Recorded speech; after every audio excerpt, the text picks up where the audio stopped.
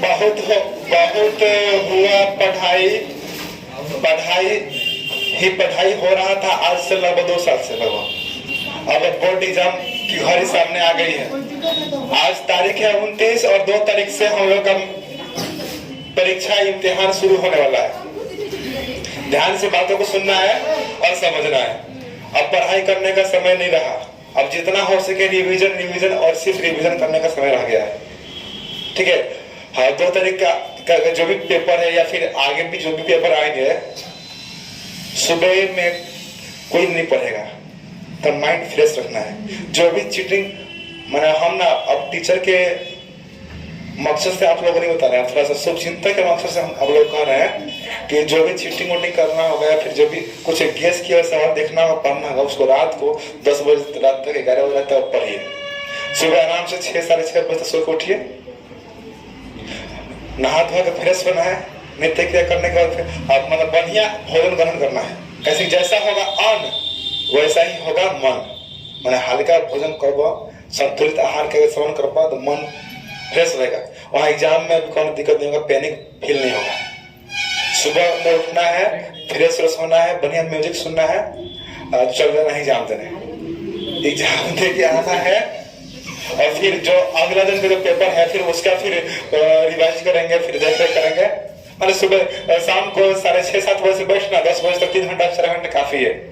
सुबह में पढ़ोगे ना तो फिर दिक्कत होने लगेगा, स्ट्रेस होने लगेगा कि हम सुबह क्या पढ़े क्या नहीं पढ़े। सुबह मैंने एग्जाम पीरियड में सुबह पढ़े नहीं जाता है। पढ़ की कोई एग्जाम दे दिया, जब तुम साल भर में नहीं पढ़े तो आज सुबह मॉर्निंग में 2 घंटा पढ़ के तुम क्या करोगे। उसके आप थोड़ा सा चीटिंग वोटिंग बनाइए, गैस में से कौन सवाल कटलेस निकालिए, थोड़ा सा कहीं कहीं रखिए और उसी को ले जाइए। बस यही सब बात है ना। दूसरा क्या है, जो भी गैस किया सवाल है, जो टीचर क्रैश कोर्स में आपने गैस किया है उस पर फोकस रखना है, उसको देखना है, याद करना है। जो भी मैथ का फॉर्मूला है उसको एक पेज पर लिख लेना है, छोटा छोटा, या तो उसको याद कर लीजिए। याद नहीं हो पाता है तो फिर समझ लेना आप लोग हम क्या कहना चाहते हैं। हाँ, कोई बातें भी ना कहीं पर समझनी चाहिए ना। और हाँ, बातों को क्यों समझ रहे हैं, भावनाओं को समझिए ना। तो यही सब बात है।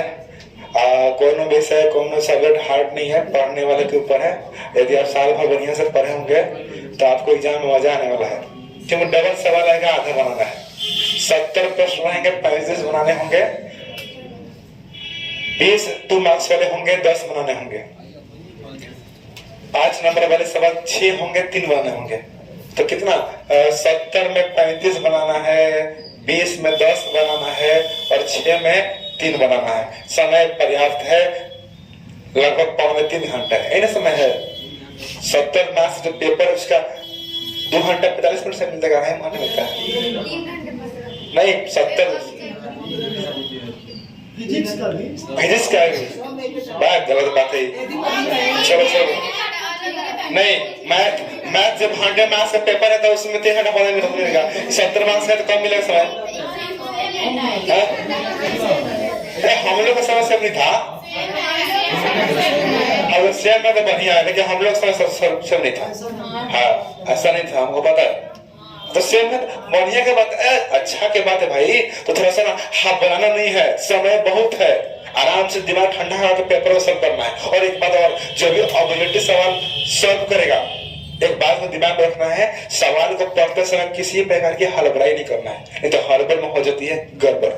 कभी सवाल में नहीं रहता है, विद्यार्थी नहीं देखता है, ऐसा टप से टिक मार देता है, कहता है कि हम पढ़े हैं, अपना टिक मार देता है और वही मेरा लोग भर देता है। तो सवाल को ना दिमाग ठंडा है, बढ़िया से पढ़ना है कि सवाल में लिखा क्या है, हम पढ़ क्या रहे हैं और हम समझ क्या रहे हैं, और उस आधार पर सारा ऑप्शन देखना है और टिक लगाना है। क्योंकि ऑब्जेक्टिव सवाल का जो लैंग्वेज है, भाषा है, वो लेंदी है। वो आसान भाषा में नहीं है कि क्या है एग्जाम्पल क्या नहीं है, वो लेंदी भाषा में कितनी भाषा में। तुम ढंग से नहीं पढ़ोगे, नहीं समझोगे तो तुम समझ नहीं पाओगे कि सवाल आखिर कह क्या रहा है। और कोनो शब्द नया नया मिलेगा ऑब्जेक्टिव में, लेकिन हम उस शब्द को हम नहीं पढ़े हैं हिंदी में, लेकिन अंग्रेजी में पढ़ चुके हैं। तो अंग्रेजी बोला देखना, तो अंग्रेजी से पकड़ में देगा, हाँ ये है तो लीजिए लिख दिए, आगे आंसर। और जितना शब्द कहेगा उतना शब्द होना चाहिए। कहेगा 50-60 शब्द में उत्तर दीजिए तो उतना शब्द होना चाहिए। 60 शब्द कह रहा है और आप 30 शब्द में लिख रहे हैं तो आप आधे मार्क्स के हकदार हैं।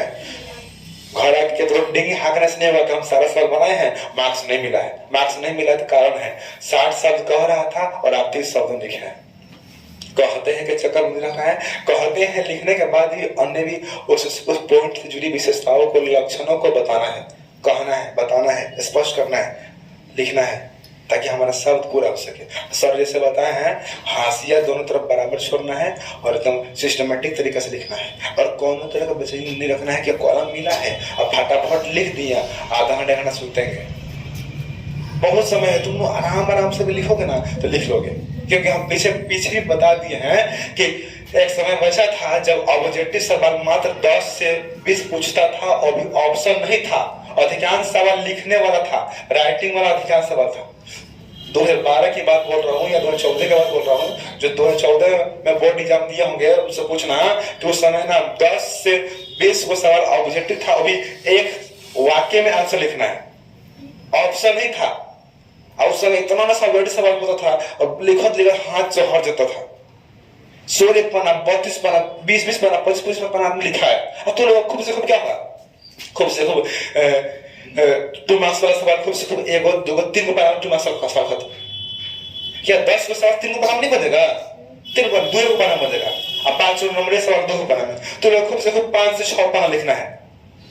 हम लोग जिस समय से गुजरे हैं, आए हैं, उस समय में ना बच्चे ना 15 पेज, 16 पेज, 20 पेज लिखे हैं। पूछा जा रहा था, पूछ लो, झूठ नहीं बोल रहा हूँ। इतना का मोट पेज आता था हम लोग का आंसर शीट का, सारा भरना पड़ता था। अब था ही नहीं, खाली लिखत रहो। उसमें हम लोगों में ये था कि तुम लोगों में 2 नंबरिया में ज्यादा डबल पूछ रहा, हम लोगों में 1 2 दे रहा। हम लोग का 8 में ना 1 2 सवाल था। जैसे मान लो 14 सवाल है, जब ऐसे 12 को बनाना है और तुम लोग में कितना है, 20 सवाल 10 को बनाना है। अभी का एग्जाम के लिए बहुत इजी है। हम लोग से 20 सवाल में से 18 को बनाना है, 16 को बनाना है, तो लोग तो डबल में से 8 बनाना है।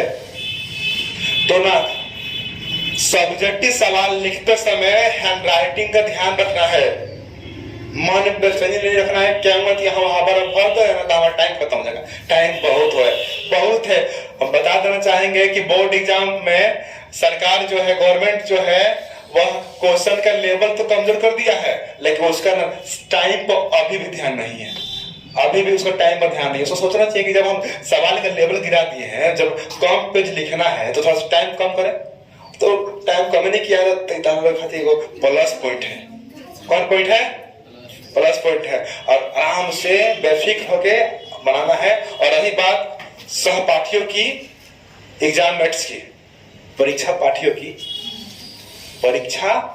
की माने एग्जाम में हमारे जो हम जहाँ बैठे हैं उसके बगल में भी कोई बैठा होगा, आगे भी कोई बैठा होगा, उसके बगल में भी कोई बैठा होगा, पीछे बैठा होगा, पीछे बगल में भी बैठा होगा।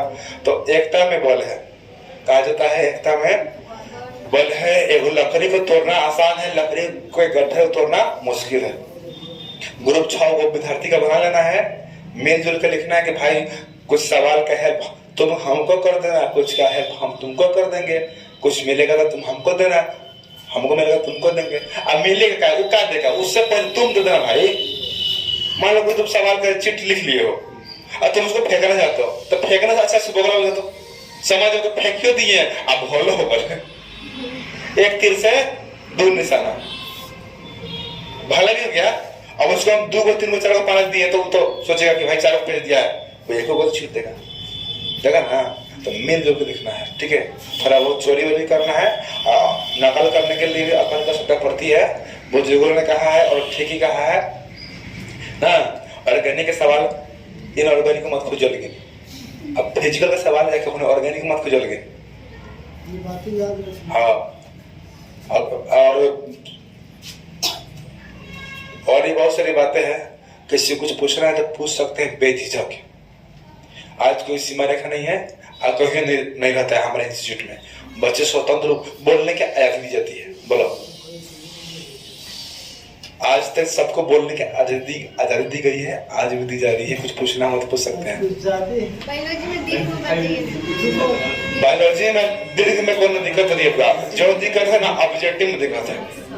दीर्घ वाला 6 सवाल पूछेगा ना, 6 सवाल पूछेगा ना। अब तो दीर्घ वाला और आसान हो गया है, वो तो अब 2.5 नंबर का पूछ रहा है। सवाल पूछ देगा, 2 पॉइंट में दे देगा। अच्छा 4 दे देगा, 2 पॉइंट के बारे में लिखिए, 28 नंबर देगा। तो उसको डिफाइन कर देना, उसके बारे में जो कोई विशेषता, कुछ बात, अदरवाइज आसपास वाला जो भी बात हो उसको लिख देना है। सिंपल है। इम्पोर्टेंट वाला क्या होता है, मतलब सब लिखवाया गया है। बीमारी में से आएगा, कंफर्म है।